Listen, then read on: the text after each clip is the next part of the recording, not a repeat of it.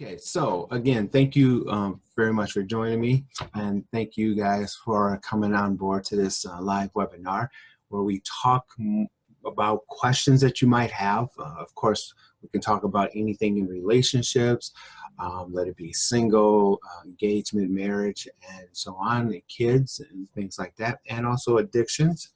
So, so the next question here is from a lady. She writes, she's been married for 3 months. I'm wondering if I should try to work this out or leave. Okay, so she says, I have fibromyalgia, and I had to look that up. So fibromyalgia, or FMS, has the disease, I guess, has pain in tender points, fatigue, sleep problems, concentration and memory problem, anxiety and depression, morning stiffness,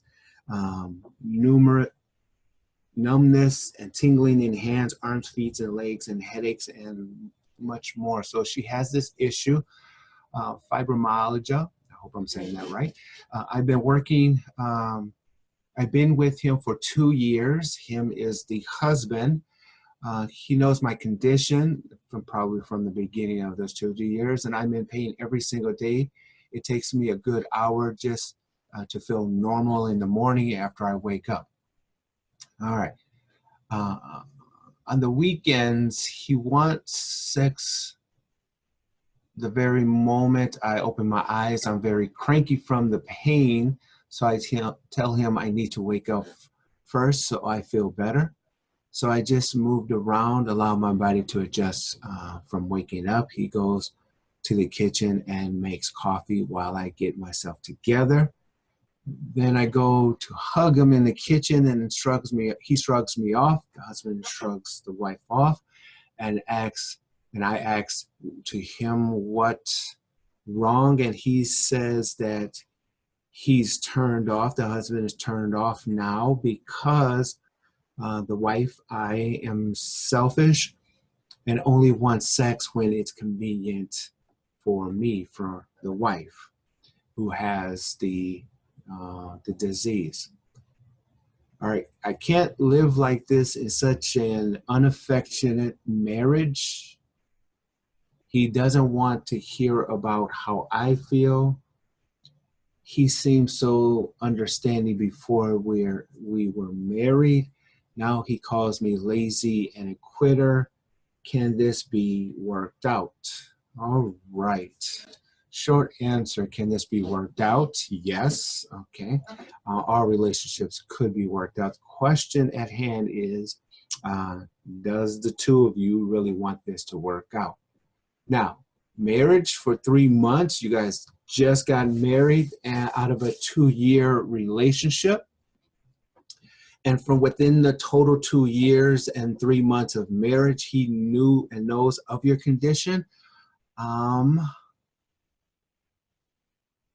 right, so the underlying thinking that I have off of this message is, one, this is something he's been going through for quite a while, meaning he's been patient. He's been going through with this. He must really love you.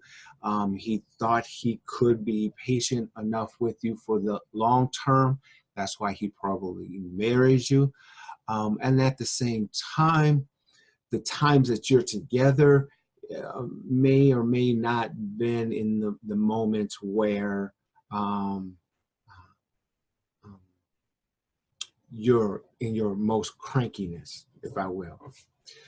All right, so number one problem that I see in knowing medically, because you had this for a long time, probably since the youth, and you don't say it, but I'm just assuming this,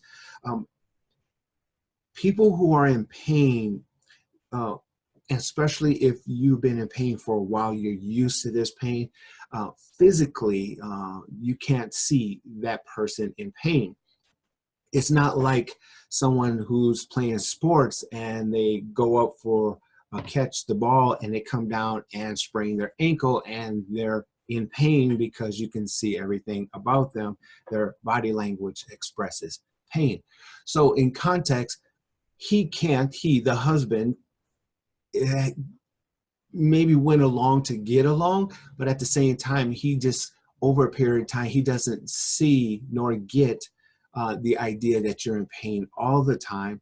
And so therefore, the frustration of not just having sex, because you said uh, he calls you lazy and a quitter. So in context, it's not just the pain, of course, the disease, of course, is the effect, the cause, the root of it.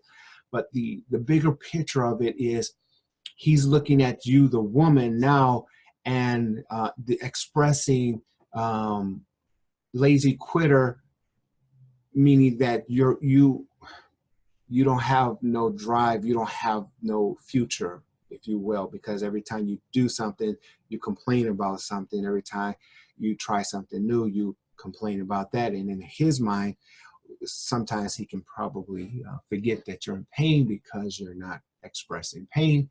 He expresses lazy and quitter. And so therefore, marriage. So therefore, this guy's character is not of one of compassion. And if he did have compassion, maybe that wasn't his true nature. That was just something he was doing to please or to conquer the woman, you, the wife. And now that he's conquered it 3 months into the marriage, he's now showing his true self, which is unaffectionate. And that is frustrating to you because you thought for the last 2 years, him knowing the disease and the marriage and so on and so forth, you thought he was this passionate, loving kind of guy, but his true self came out. He's truly a unaffectionate type person. Frustrated because he has to work around you, and him being a man, probably one of those man type kind of guys. And so therefore, being a non-leading role and you're taking lead and you're feeling that you can't run as fast as you should run in life, he's wanting to take lead, but you can't catch up, so he slows down and you can't move fast enough for him. So therefore, lazy, quitter, and unaffectionate. So let me repeat what I just said. So in the race, and the analogy is the race. So he wants to take lead in the race, but you can't keep up because of the disease. So what he does, and what he probably did within the 2 years, is he backtracked and lets you take lead. It's your disease, we'll go at your pace. But he realizes going that slow really is slowing him down in his own life.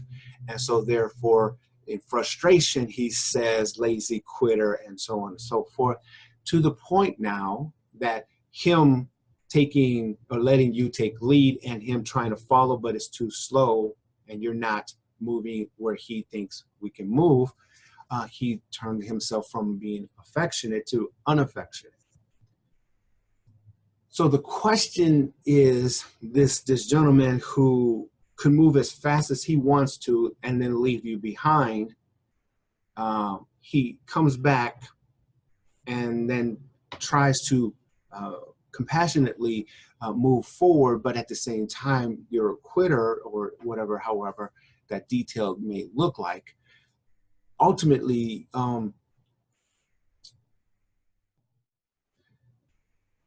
his frustration will not go away.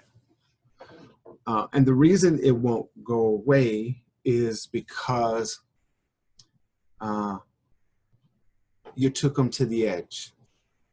And that edge is not his nature. And what I mean by not his nature is he's not a compassionate type person. And if he was compassionate, and he's not anymore. So you see this a lot of times with parents who have special needs kids. At first, parents can say, oh, I'm in this. This is my child. I love you, mate.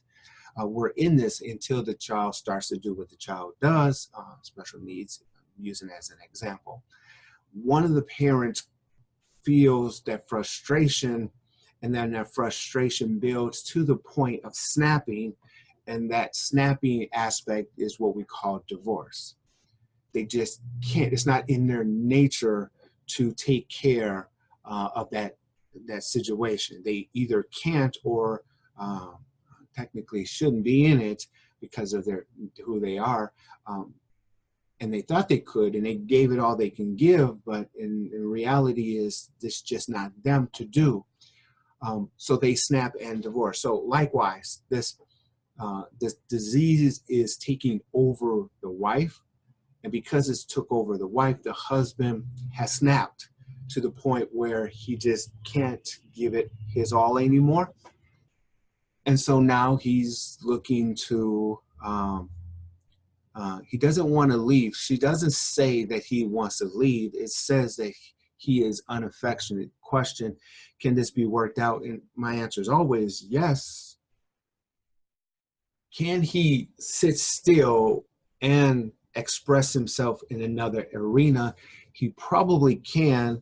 And the reason he hasn't is probably because to do that, he knows he's going to let her be by herself. And he loves her enough that he can't let her be by herself. So in that frustration is unaffectionate, lazy, quitter, and so on. So what does he have to do? He has to find an exit. He has to find something to release himself. What does she need to do?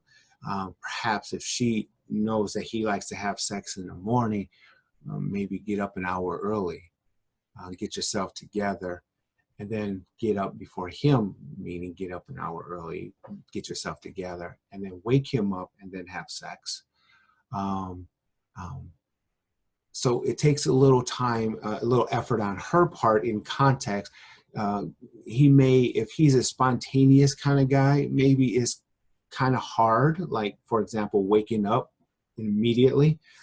Who wants to get up at 4 o'clock in the morning every morning just to have sex at 5? Well, he might, and that's something that she has to figure out herself. So figure out his likes, his dislikes, his timing, find out his cycles, if you will.